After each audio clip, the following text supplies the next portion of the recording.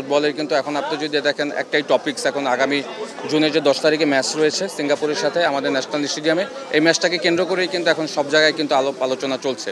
এবং আপনার কোশ্চেন ধরে যেটা কথা বলি যে এশিয়া কাপ খেলার কিন্তু আমার কাছে মনে হয় যে সুবর্ণ একটা সুযোগ আমাদের সামনে এসেছে। এবং এই এশিয়া কাপ খেলতে গেলে আপনাকে যেটা করতে হবে, সিঙ্গাপুরের সাথে আপনার যে home match is very very important. আপনি যদি এই ম্যাচটা জিততে পারেন আপনার 4 পয়েন্ট হবে, দ্যাট মিনস আপনি গ্রুপের টপে চলে যাবেন।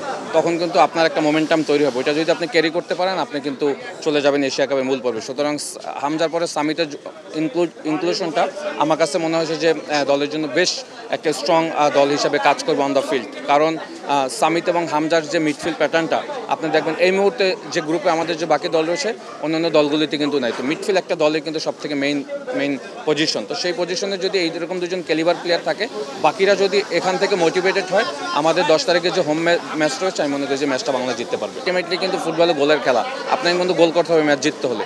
তো ওই জায়গাটা নিয়ে আমি মনে করি যে ক্যাবেরার স্পেশালি কাজ করতে হবে। কারণ সামিত এবং হামজা যদি পিছন থেকে আপনাকে এফোর্ট দেয়, সামনের দিকে রাকিব ফাহিম যারাই থাকে সাথে কিন্তু একজন স্ট্রাইকার খুব দরকার। সুতরাং ওই গোল স্কোরিংয়ের জায়গাটা যদি আপনি রিকভার করতে পারেন, আপনি যেটা বলছেন যে সিঙ্গাপুরেও কিছু ইমিগ্রেন্ট প্লেয়ার রয়েছে, তারাও স্ট্রং দল, বাট রিসেন্টলি সিঙ্গাপুরের performance is not up to the mark. তো ওই একটা সুযোগ আমাদের কাছে রয়েছে, বাট সিঙ্গাপুর কিন্তু অলরেডি আমাদেরকে নিয়ে বেশ ভালো হোমওয়ার্ক করে ফেলেছে। এবং ওই হোমওয়ার্ক কিন্তু আমাদেরও করতে হবে সিঙ্গাপুরকে নিয়ে, যাদের ল্যাকিংস কোন জায়গায় রয়েছে, ডিফেন্সের বা অফেন্সের কোন জায়গায় রয়েছে, এগুলি নিয়ে যদি কাজ করে ম্যাচের প্ল্যান করতে পারে আমি নাকি বাংলা জিততে পারবে।